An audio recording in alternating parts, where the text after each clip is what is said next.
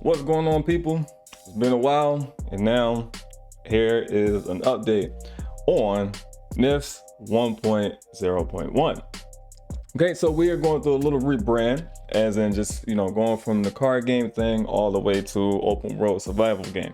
Okay, now our open world survival game is a little different, and we here to basically change the way how the play and earn space is. We want to basically be the setting the bar. We're gonna basically set the bar. So let's talk about in this video how keys and landlord deeds work. Okay, we'll give you a little bit. There will be another part 2 of this video. I don't want to make the video too long. Okay, so here, let's get into it.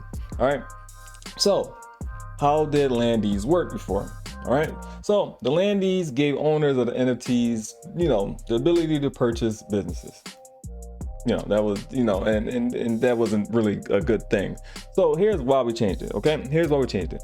That basically, it really gave no utility, and I've been planning for basically this crash to happen, and I wanted to give a safe haven for you guys to actually have a place where you guys can actually grow with a game and a company that will be one of the future big companies. So we wanted to basically bring that, change that, where we didn't want to also be like the other NFTs where there's no utility. So we wanted to just basically jam pack these things with utilities, make our game actually worth playing. And actually, when you playing the game, you're having fun. If you've seen the gameplay, which you'll see it up here on the screen, and also that is actually a reason why you're doing it. So me personally, I'm not a person that like to play games and not get anything out of it. So I will play my favorite game and still get bored of it because it's not a reason why I'm doing it. I'm a person that likes to stay busy, and I like to do something and get something in return. Now, a lot of people may not be that way. Me and a lot of others, we are. All right, so I've watched a lot of games. I'm studying a lot of games right now, to basically make sure that I create the best gameplay for gamers and stuff. And that's basically my main focus. My main focus is the gamers, because you guys are the ones that's going to actually keep the game up. So I study these games and find out the gameplay loop to actually keep the game moving, for you guys to keep playing it, for you guys to stream it, do all types of things, just keep the game rolling, right? But when I watch these games, I see people talk about how much this is worth inside of the game and all that stuff like that, but they aren't making any money. So I wanted to take those gameplay loops and actually put it into a system where actually you guys can make money. Okay, that's not gambling, by the way.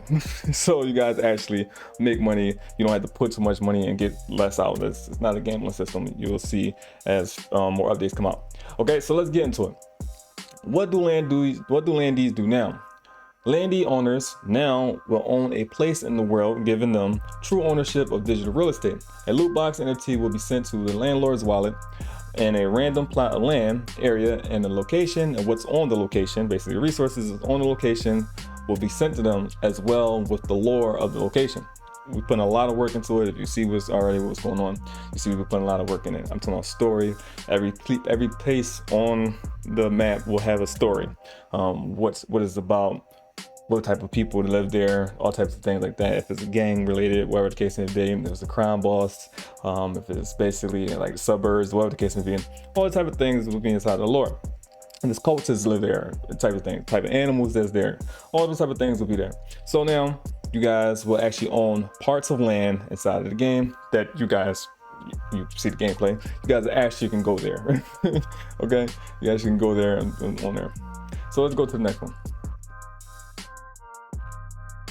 What resources can come with your land?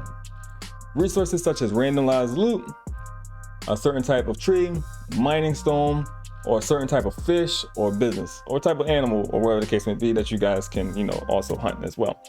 Okay, so those type of things can be put onto your land. How do you earn from the resources placed on your land?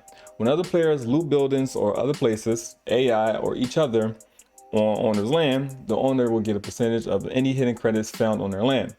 When businesses make sales, or a player sells something to a business on that owner's land, the owner of that land will receive a percentage of the sale.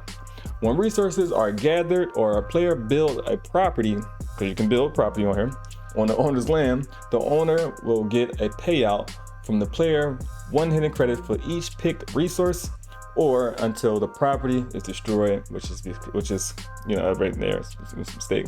But 1 hidden credit is considered 1 cent. Okay. why did we make this change? Again, we wanted to make it where, we want to make sure you guys have, a way to make money with the game, but have fun doing it. And actually, like when you're actually playing the game, everything that you do, there's a reason behind it.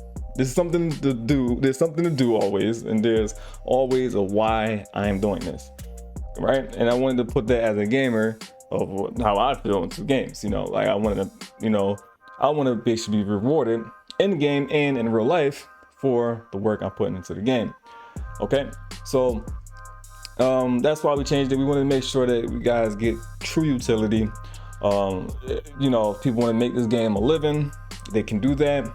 Will you make the best amount of income? Who knows? Right? Who knows? It all depends on how the market goes, right? With our token, which we'll get into that in another video. And it also depends on how long you play the game. The game is pretty addictive just playing it right now, and it's only, we are nowhere, not even 1% where we want to be at. But the game is already addictive. I catch myself playing it all the time. But we wanted to basically make these changes for, it's a reason why either you're an investor and you own the NFTs and the land and stuff like that, or you're a player and you own an NFT or the land and stuff, or you purchase a land or a property or NFT from another player or another investor. So that's why we made the change. We actually wanted to give these things real world value. This is actually something that somebody always are going to want these things. Okay, so can a landlord own more than one landlord deed? Yes, and they will get another loot box with another random piece of land basically inside their wallet. Now I want you to remember now that land can be owned in different servers as well, giving landlords, owners more real estate to the market. How much land will it be to own? Now, this is where, the uniqueness, scarcity, and how NFT is supposed to be is put into the game. We will start with 1,000 landlord deeds for the servers to prepare for the popularity that we will get. The map size will be the same size as Grand Theft Auto 5, right? That's what we're going for, including planets, and we will add sizes to the map and places to the map as we continue to be a service. So what I'm saying right here is we're aiming to start, when the game releases, finish, completely.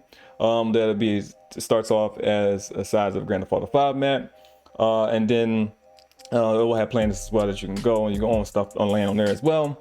And then as time goes, I will release more places on the map that you can go to and stuff like that. Will land have any pay to win to it? No. The owners of the land do not own the resources or businesses on the land. They have to pay for everything just as well. Landlords are just given a financial boost over a free-to-play player.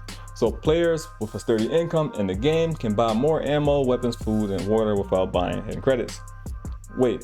Buying hidden credits, right? That makes it look like microtransactions. We'll get into that right now. Yes, players can buy hidden credits just by buying them from the exchange. Our currency will be tied to the game.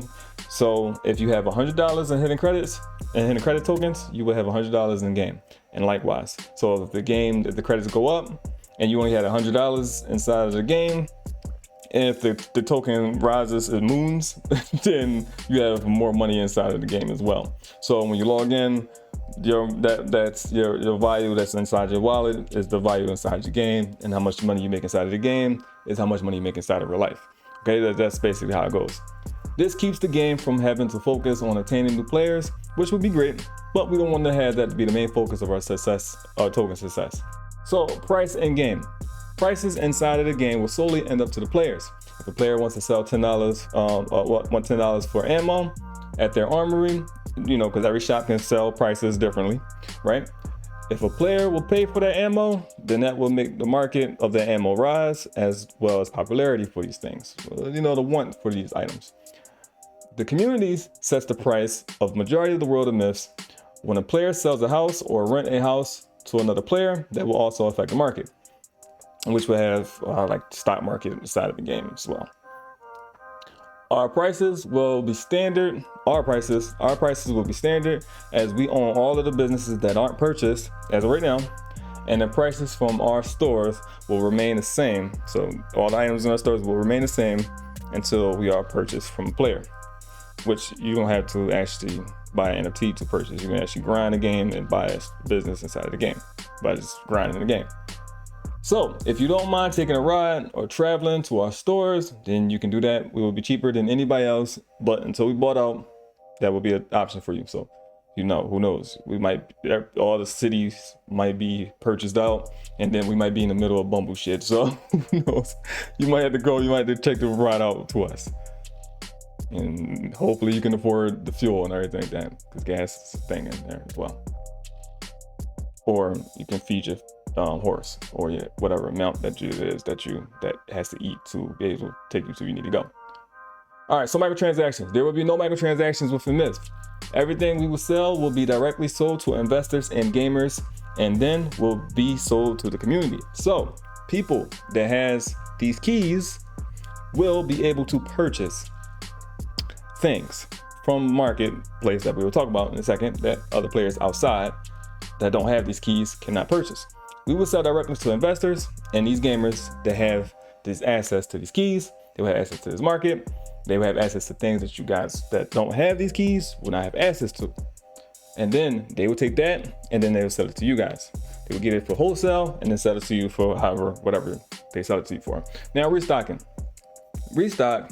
Stores will not restock, randomly. They will not restock. Stores will be restocked by key owners. So, by the way, I want to make sure you understand this. Our stores that we own will never upgrade. So it won't. Sometimes you might get slug or ammo or different types of ammo at a store. No, it will be the same things until they purchase it out. When humans actually own these stores, that's when you will start seeing different things inside of the stores, just like real life. All right. So stores was restocked by key ownership, which gives players and investors a market that players without keys aren't able to buy from. This market isn't in the game. These purchases will be purchased through our Web3 marketplace. This market will allow key owners to purchase items that can't be found in game or are very rare. This is how we will burn tokens through this feature. We will also buy resources such as mine, wood, etc. Resources that are in game with real world currency to create the resources being sold to the key holders, which I'll get into that now. That right there is another reason why we have the utility, what we created the utility for the keys and the landlords. We will actually pay real money to people who actually mine these things, which you have to have a key. We will buy from them, guys. So we will buy from them with real money from the stuff that they mine and stuff inside of the game. We will buy it from them. Us, the company, personally will purchase stuff from them and actually use those resources to actually sell, to create the items to sell to the investors, which can be so it brings the inflation deflation thing to our game.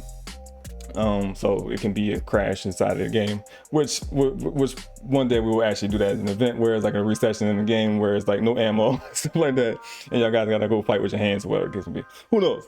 But that will be a fun part. That will be actually fun and actually really decent to see and how that can play outside of a video game. All right, so businesses. Every business in the game has a purpose.